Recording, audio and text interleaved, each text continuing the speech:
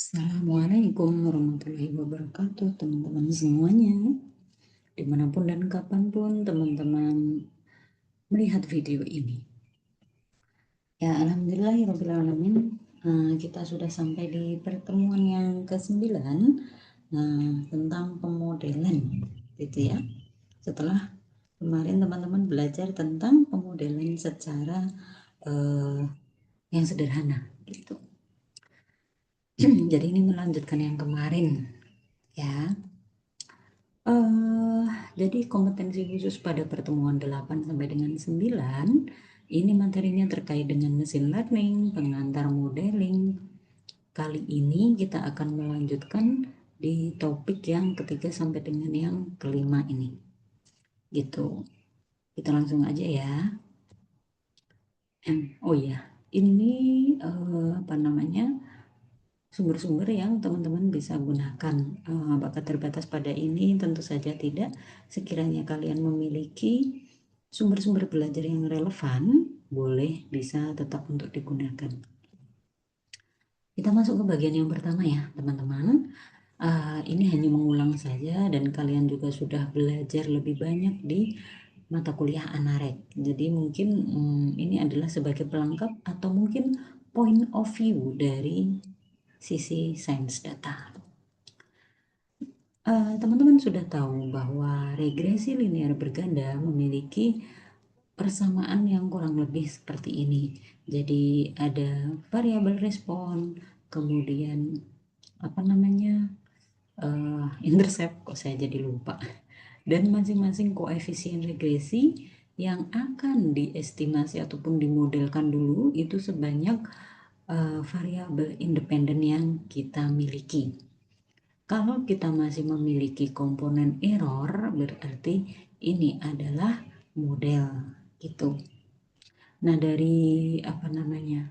Dari model ini kita akan bisa mengetahui yang pertama adalah efek setiap variabel bebas terhadap variabel terikat, yang mana direpresentasikan dari setiap beta beta saya nyebutnya beta J ya. Ya, karena di sini notasinya J, jadi beta J adalah efek dari setiap variabel bebas terhadap variabel terikat. Kemudian perbandingan efek antar variabel bebas berarti kita bisa membandingkan mana sih variabel yang memiliki pengaruh yang paling besar gitu. Dengan syarat apa? Biasanya kalau satuannya beda ya harus kita standarisasi dulu. Kemudian prediksi variabel terikat. Nah, ini adalah bagian yang sangat penting dari sebuah pemodelan regresi linier. Gitu ya. Jadi dari Y1 sampai dengan Y yang ke N, kemudian ada sebuah mekanisme model gitu. Terus kita punya Y cap 1 dan seterusnya sampai dengan Y cap ke N. Nah, ini adalah sebuah prediksi dan mungkin teman-teman sudah praktek lebih banyak di mata kuliah Anarek ya. Saya langsung saja. Di sini Y persamaan regresi seperti ini sebagaimana yang ada di Anarek, kemudian diasumsikan bahwa ekspektasi error given X itu sama dengan 0. Nah, saya tidak akan menjelaskan lagi why ada notasi given X. Mungkin teman-teman juga sudah memahami apa makna dari ekspektasi error given X sama dengan 0. Konsekuensi logis dari asumsi ini apa sih gitu ya. Yang pertama, beta J itu menunjukkan rata-rata perubahan nilai pada Y saat XJ meningkat satu satuan. Nah, ini mah interpretasi beta J biasa ya yang udah kalian kuasai sebelumnya gitu. Ya, intinya beta J adalah seperti yang teman-teman sudah sering praktekkan di setiap kenaikan XJ sebesar satu satuan maka nilai Y akan meningkat sebesar gitu kan, biasanya kayak gitu. Atau secara lebih lengkap kita gunakan rata-rata perubahan. Kenapa kok rata-rata perubahan? Karena sebenarnya dengan asumsi ekspektasi error given X, maka ekspektasi Y given X itu kan sama aja dengan ekspektasi dari seluruh persamaan ini. Ini kalau saya tuliskan beta 0 ditambah dan seterusnya itu kan ditambah ekspektasi dari error given X. Yang mana komponen ini sama dengan 0, maka ekspektasi Y given X akan sama dengan yang ini. Sama dengan estimasi dari persamaan regresinya atau estimasi koefisien regresi. Oke, and then padahal teman-teman juga sudah nguasain ya ini apa itu beta 0. Beta 0 kalau secara mudahnya kan nilai Y pada saat eh, variabel bebasnya itu sama dengan 0. Maknanya adalah beta 0 ini kalau kita pindahkan atau tadi saya sudah tuliskan ini kalau kita jabarkan lagi kan ekspektasi Y given X itu kan sama dengan ekspektasi dari konstanta ini kalau kita jabarkan kan jadi beta 0 ditambah ekspektasi salah beta 1 ekspektasi X1 ditambah saya teruskan dulu ya beta K ekspektasi dari XK. Nah, bisa muncul B0, beta 0, ini kalau kita pindahkan ke sisi kiri kan jadi bentuknya begini ya. Beta 0 sama dengan ekspektasi Y dan seterusnya. Gitu. Kok beda Bu? Ini Y-nya kapital, ini nggak kapital ya. Ini kan menyesuaikan yang ini. Saya menyesuaikan persamaan saya sebelumnya. Ya nggak apa-apa, itu mah definisi aja ya. Nah, beta 0 berarti itu sama saja dengan ekspektasi Y dikurangi dengan komponen ini. Nah, apa namanya? Dari sisi sebelah kanan, right hand side ini, dia akan muncul nilainya kalau yang lain ini semuanya 0 kan.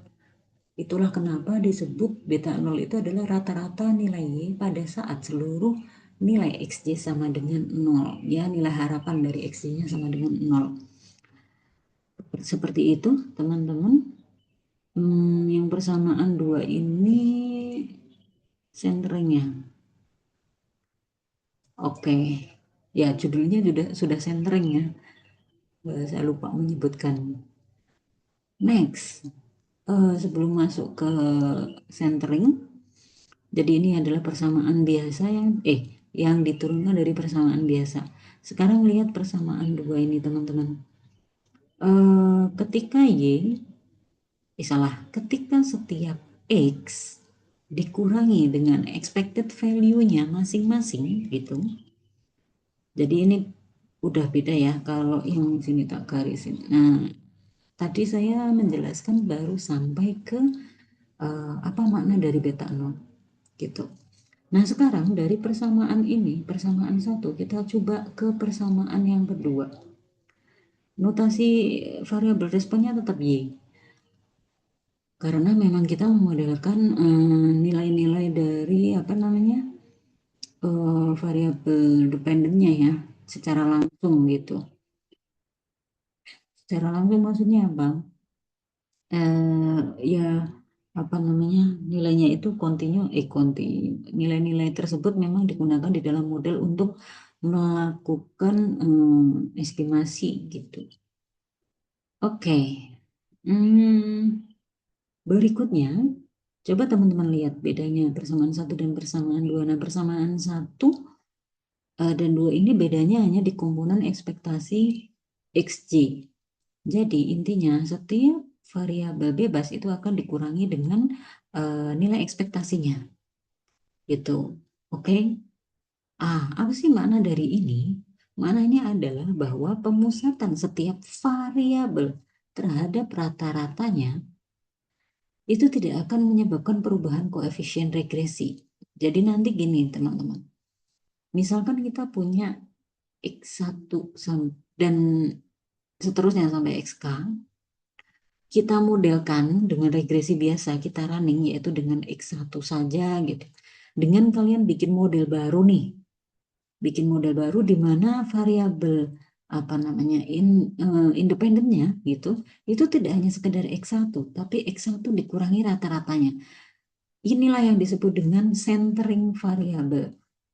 Jadi intinya centering variable itu adalah mengurangi setiap nilai eh, suatu data dengan rata-ratanya. Jadi misalkan saya memiliki nilai pengeluaran tertentu, kemudian digabungkan dengan pengeluaran mahasiswa 2 ST2 gitu. Kemudian setiap amatan dari absen 1 sampai absen terakhir bahkan punya saya sendiri dikurangi dengan rata-ratanya. Nah, inilah yang disebut dengan centering variable. Apakah hanya X1 saja Bu yang disebut centering variable karena yang dilingkari cuma X1? Ya enggak, pastinya sampai yang terakhir. Jadi konsep centering variable intinya sekali lagi adalah pengurangan setiap amatan terhadap rata-ratanya. Yang mau kita lihat itu adalah apakah nilai koefisien regresi atau estimasi koefisien regresi pada data biasa dengan data yang sudah disenterkan atau dipusatkan gitu ya, terhadap rata-ratanya apakah berubah? Nanti kita lihat. Kalau dari notasinya kan masih tetap ya, ini beta 1 ini juga beta 1. Ini beta 2 juga pasti di sini beta 2 gitu. Yang beda apa coba? Di sini adalah beta 0, di sini membentuk sesuatu yang baru, yaitu alfa 0. Nanti kita lihat bersama-sama ya teman-teman. Pokoknya intinya berarti di sini kalian sudah tahu nih, oh notasinya yang beda adalah ini beta 0, di sini alfa 0. Oh notasi beta 1 tetap beta 1 nih. Apakah benar-benar sama atau hanya sekedar notasi? Nanti kita lihat bareng-bareng. Kalau di sini sih statementnya adalah tidak akan mengubah ya teman-teman, tidak akan mengubah koefisien regresi, tapi akan mengubah alfa 0 merupakan rata-rata dari nilai Y pada saat seluruh XJ bernilai sama dengan rataan. Maksudnya apa sih? Saat seluruh XJ bernilai sama dengan rataan dari variabel tersebut, komponen dari X1 dikurangi expected dari X1 ini akan bernilai 0 itu kan bermakna ekspektasi dari X1 ya sama dengan X1 itu sendiri gitu kan. Nah kalau ini nilainya sangat mendekati pada saat mereka ini nilainya 0 kan komponen di kanan 0 semua nih 0, 0, 0, 0 maka alfa 0 itu akan sama dengan Y. Sama tadi konsepnya dengan ketika kita menginterpretasikan beta 0. Nah, tadi sudah bicara regresi yang biasa yang ada di Anarek. Kemudian ada centering. Sekarang satu lagi teman-teman, namanya adalah scaling. Scaling ini apa namanya? Sebenarnya kalian tahu konsepnya. Kalau melihat dari sini, sesuatu dikurangi dengan expectednya dibagi dengan standar deviasi. Ini sebenarnya adalah konsep standarisasi. Gitu aja sih bedanya. Dari persamaannya masih sama seperti ini, teman-teman. Adapun untuk proses pembuatan variabel independennya itu dengan mengurangkan harusnya bukan begini ya sebentar. Apakah ada persamaan lagi? Oh, enggak ada. Cuman maksud saya mungkin persamaannya bukan begini. Bukan begini lagi, tetapi kita sudah menggunakan X dikurangi expected. X dibagi sigma X berarti harusnya Y sama dengan, misalkan kita gunakan gamma 0 gitu misalkan berarti akan sama dengan gamma 1. Nah, X-nya X1 dengan tanda yang baru. Ini apa sih? Oh, berarti ini adalah notasi X yang sudah diubah nilainya, yaitu di scaling atau di standarisasi, yaitu nilai setiap X-nya dikurangi rataannya dibagi dengan standar deviasinya. Kok sama dengan ini ditambah gamma 2 X2 dan seterusnya gamma K apa namanya XK ini hanya notasi. Nah, ketika gamma J meningkat satu standar deviasi berarti interpretasinya beda ini teman-teman. Oke, ada something yang new nih dibandingkan dengan yang sebelumnya. Mana kok hilang kursornya? Kursornya ini. Oh, oh, oh, oh, oh, oh, oh. Wait. Nggak kelihatan ya karena kuning. Kita ganti dengan highlighter yang warna biru aja ya, atau hijau. Nah, komponen ini kan udah berubah nih karena nilainya sudah distandarisasi nih. Bukan lagi nilai X aslinya, bukan lagi nilai X yang di apa namanya senterkan atau dipusatkan ke rata-ratanya. Jadi gimana cara kita menginterpretasi? Karena makna dari ini, kok jadi kuning? Sebentar. Makna dari ini bukan lagi nilai X aslinya, tetapi standar deviasi. Makanya ketika menginterpretasikan, eh,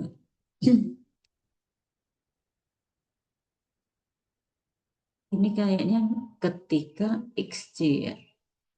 Nah, berarti makna dari si gamma J itu adalah makna dari gamma J. Sama ketika kita menginterpretasikan beta.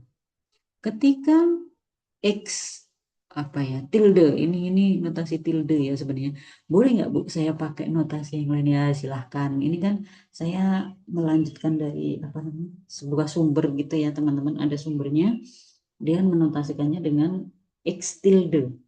Nah, ketika nilai X meningkat bukan lagi satu satuan teman-teman, nah ada terminologi baru nih buat kalian. Ketika nilai XC yang sudah di apa namanya yang sudah di standarisasi, berarti ketika nilai XC ini meningkat satu standar deviasi, maka Y akan mengalami perubahan. Perubahannya apa? Bisa meningkat atau menurun. Nah, ini mah kalian sudah canggih-canggih ya. Positif berarti meningkat, negatif berarti artinya menurun. Sebesar gamma J. Nah, ini sama aja dengan ketika kita mengartikan si beta 0, beta 1, beta 2, dan seterusnya. Jadi yang mau saya tekankan intinya dari slide ini adalah bahwa ketika kita menggunakan scaling variabel, maka interpretasinya bukan lagi ketika X naik satu satuan, bukan begitu.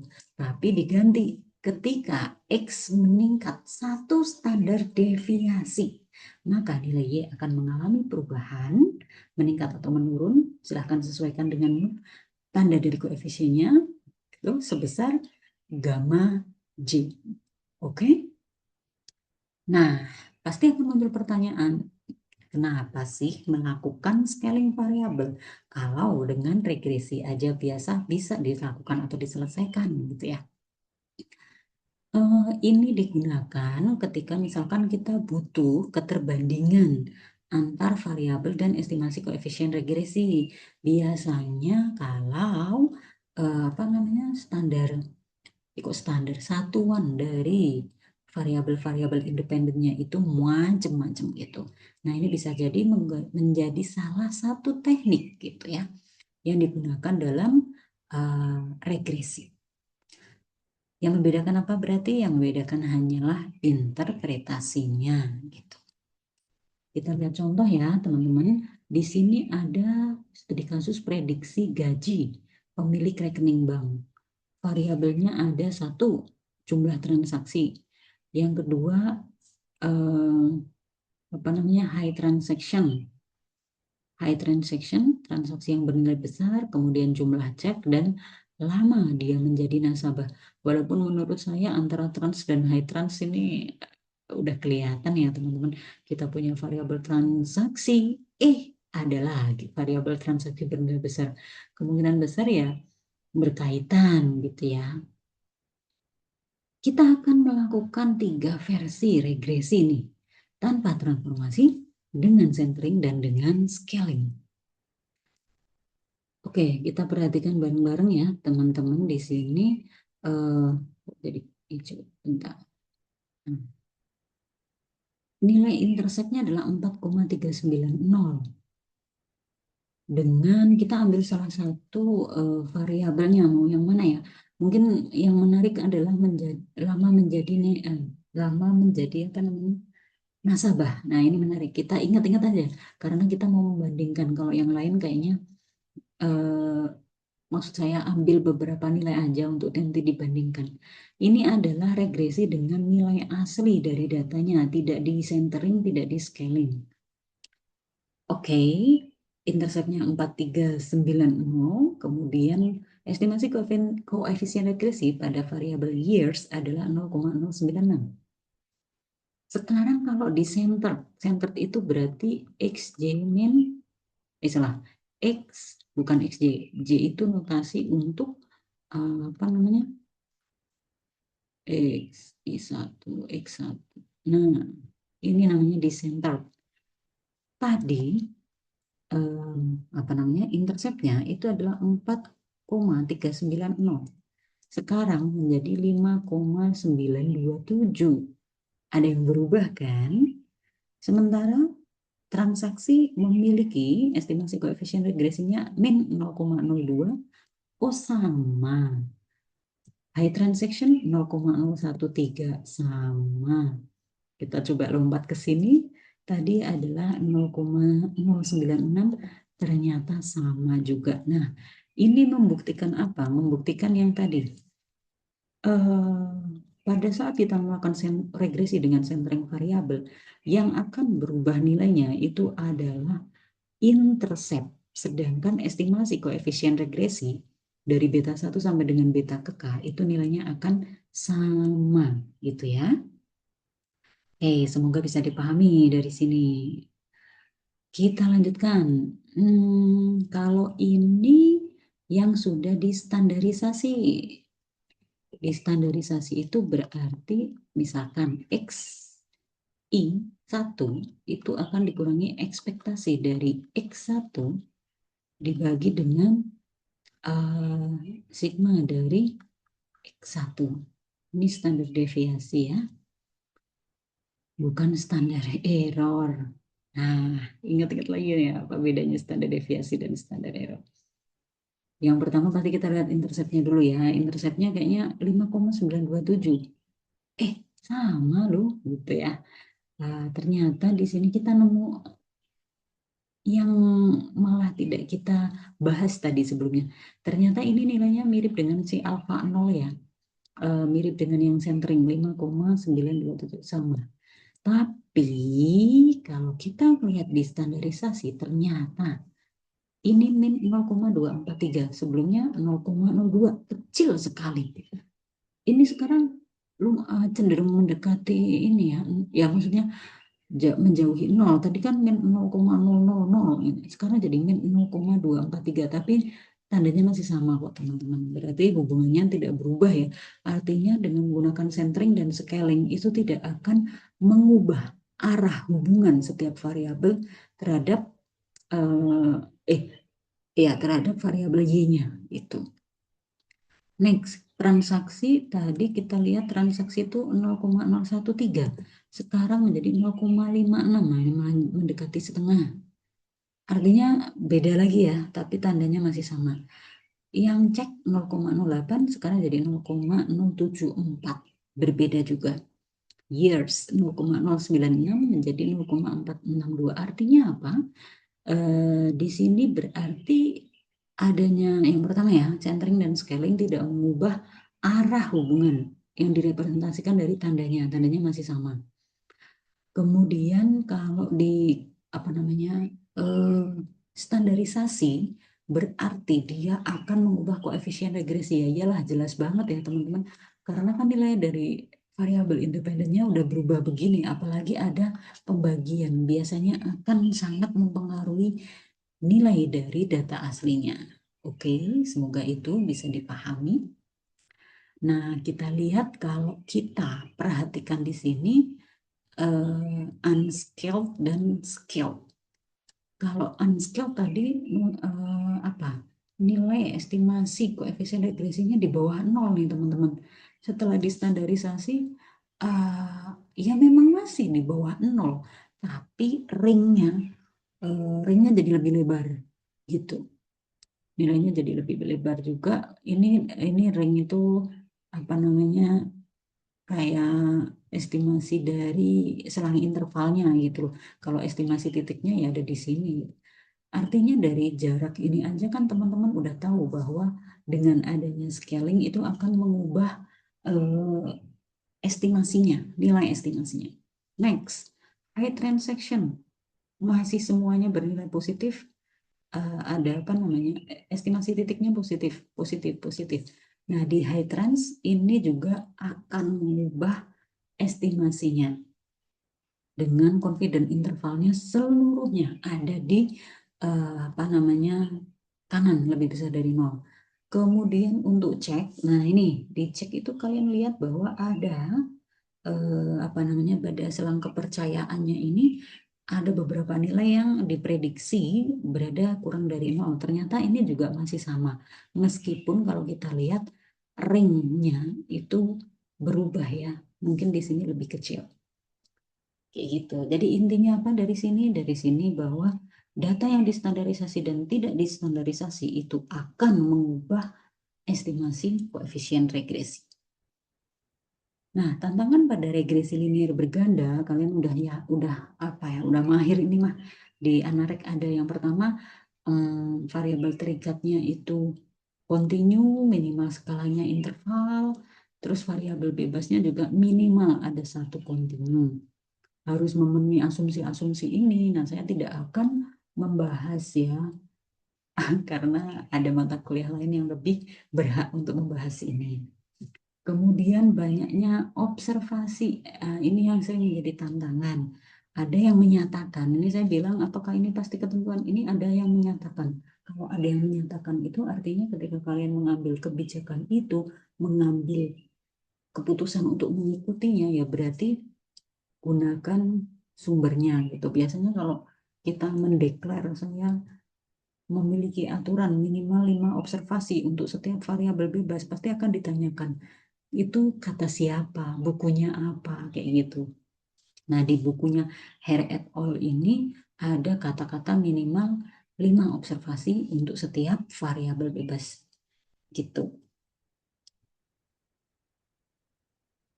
Ini masih sama dengan yang tadi, nggak usah saya bahas. Kemudian tantangan dari regresi linear berganda itu adalah redundant predictor, add more complexity than information. Ini sebenarnya adalah ke arah apa namanya? Kita punya variabel pendidikan. Misalkan rata-rata lama sekolah yang ini, rata-rata lama sekolah dengan apa namanya, kelas tertinggi yang ditempati misalkan. Ini kelas tertinggi.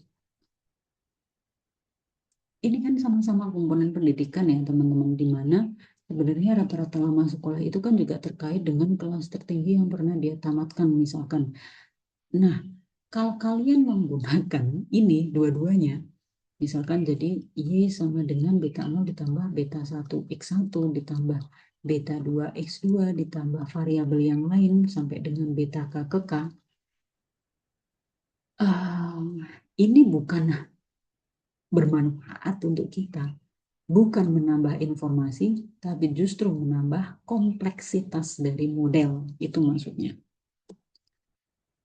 And then highly correlated predictor result in unstable information. Ini ada di buku Anarek. Kalian coba deh baca buku Anarek. Hosmer. Apa sih? Netter ya. Nah, Netter di bagian efek dari multikoliniaritas di situ dijelaskan dengan contoh dengan detail, teman-teman. Kalau ada dua variabel yang berkorelasi seperti ini bisa saling mengganggu. Misalkan X1 ini hubungannya harus positif gitu. Tapi dengan adanya X2 masuk, dia malah jadi negatif. Kayak gitu. Ada kok ilustrasinya di buku Netra, silahkan dibaca. Kemudian variabel yang berkorelasi tinggi itu juga akan mengganggu gitu ya, akan semakin memperburuk proses estimasi sama seperti yang tadi sudah saya jelaskan. Kayak gitu. Nah, ini tadi yang saya sampaikan. Kita punya variabel transaksi. Kok muncul sih variabel high trans? Ya iyalah, orang high transaksi ini munculnya dari variabel trans, ya pasti mereka punya keterkaitan gitu. Udah nggak bisa di apa ya, otak-atik lah ya teman-teman. Kalau kayak gini dengan korelasi variabelnya 0,96 ini pasti akan berkorelasi sangat tinggi. Nah, di sini saya hanya akan menyebutkan atau menamai, ngasih tahu aja ya. Tapi kalau teknik bagaimana mengatasi multi call, dosen regresinya sudah lebih mahir daripada saya gitu. Next, berarti solusinya yang pertama membuat variabel baru yang memiliki kolinialitas tinggi. Nanti di tingkat 3 kalian akan diajari yang namanya PCA. Gimana caranya menyeleksi atau membuat komponen baru yang merupakan kombinasi linier dari variabel-variabel yang berkorelasi tadi. Atau mengeluarkan variabel cek dari VIF-nya. Misalkan dari contoh sebelumnya diperoleh VIF transaction itu 14,71.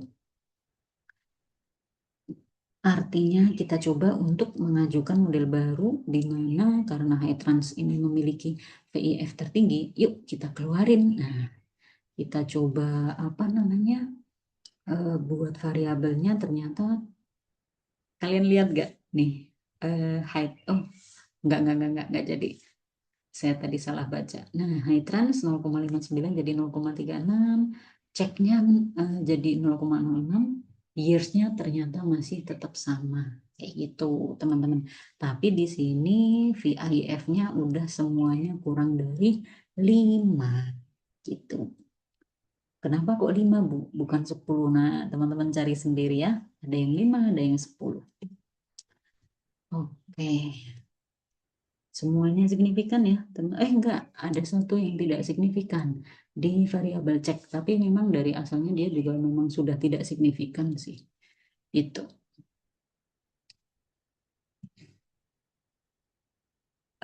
Pada kenyataannya bisa saja suatu regresor itu melibatkan banyak regresor.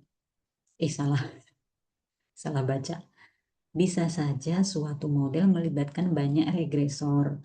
Intinya bisa jadi dalam satu model itu punya lebih dari 2, bahkan 3, bahkan banyak banget regresor atau variabel independen gitu. Gimana cara memilihnya? Ini juga sudah diajarkan di Anarek ya pastinya. Ada forward selection, backward, dan juga stepwise. Saya tidak menjelaskan di sini ya teman-teman karena di Anarek sudah detail di sana. Uh, Kemudian catatan pentingnya adalah yang saya biruin ini ya teman-teman, bisa diperhatikan nggak ada sih rumus pasti berapa sih jumlah regresor yang ada dalam model supaya modelnya ini bisa optimal dalam memprediksi, itu nggak ada rumus pasti. Tapi kayak tadi, kalau tadi jumlah sampel ya, jumlah sampel. Nah kalau ini, sebentar, tadi apa? Saya kok lupa, kita lihat bentar. Minimum 5 observasi gitu. Kalau tadi bicara observasi, kalau sekarang ini bicara gimana cara milih banyaknya variabel. Yang pertama, ada yang menyatakan, ini bukan saya ya teman-teman, sekali lagi ada yang menyatakan bahwa kemungkinan model dengan K regresor itu adalah 2 pangkat K. Artinya banyaknya model yang bisa dibentuk dengan K regresor itu adalah 2 pangkat K. Jadi tentukan dulu jumlah optimal regresor sebelum melakukan cross validasi. Ini intinya gimana sih menyeleksi variabel supaya kita bisa dapat prediksi terbaik. Intinya itu aja sih dari 2 hal ini.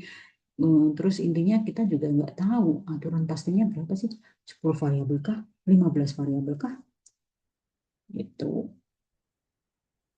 Nah, kesalahan yang sering terjadi di dalam regresi adalah membandingkan efek setiap variabel bebas berdasarkan nilai koefisien regresi. Saya nggak tahu ini masih terjadi atau enggak. Kadang-kadang kita membandingkan beta 1 vs beta 2. Langsung bilang kalau beta 2 ini nilainya tinggi, maka dia memiliki efek tertinggi. Padahal sebenarnya nggak seperti itu ya teman-teman gitu. Nah ini perbandingan nilai koefisien yang berbeda itu berbeda apa? Berbeda satuan itu sangat kurang tepat. Nah misalkan di sini kilogram. di sini misalkan juta, ya pasti seolah-olah beta 2-nya ini tinggi gitu teman-teman. Kalau kalian bikin box plot, ingat gak ya di EVD ini pernah ada nih, misalkan tinggi badan dan berat badan nih. Eh, Berat badan itu kan kisarannya ya secara normal mungkin sampai 80-an gitulah atau 90-an. Tapi kalau tinggi badan kan memang di atas 100 gitu ya. Yang ketinggian. Ada yang nilai, kok rendah banget ya. Atau misalkan, sorry, nggak mungkin lah orang eh, apa namanya tingginya kurang dari itu ya. Minimalnya aja rata-rata ya 145 gitu ya. Ada juga yang tinggi banget gitu. Nah, kalau membandingkan ini berat badan, ini tinggi badan, kemudian kalian regresikan, terus seolah-olah ya tinggi badan memiliki pengaruh yang lebih tinggi. Karena nih rata-ratanya aja dari box spot atau median dari box spotnya itu lebih tinggi dari median dari berat badan. Ya salah. Karena apa? Dari data aslinya saja berat badan itu kilogram pasti kisarannya segitu. Tinggi badan dengan satuan sentimeter nilainya emang tinggi. Jadi perbandingan secara langsung nilai koefisien itu kurang tepat gitu ya teman-teman. Terutama pada variabel-variabel yang berbeda satuan. Besaran koefisien itu juga tergantung pada nilai rata-rata dan varian dari masing-masing variabel bebas. Ya ini yang saya bilang tadi. Hmm, Aslinya kayak gimana sih data ini gitu. Makanya dulu waktu di EVD dengan adanya standarisasi kita bikin box plotnya itu jadi makin standar gitu ya. Artinya di sini baru kita bisa bandingkan mana yang lebih besar sebenarnya sebaran datanya, mana yang lebih tinggi sebarannya dibanding yang lainnya.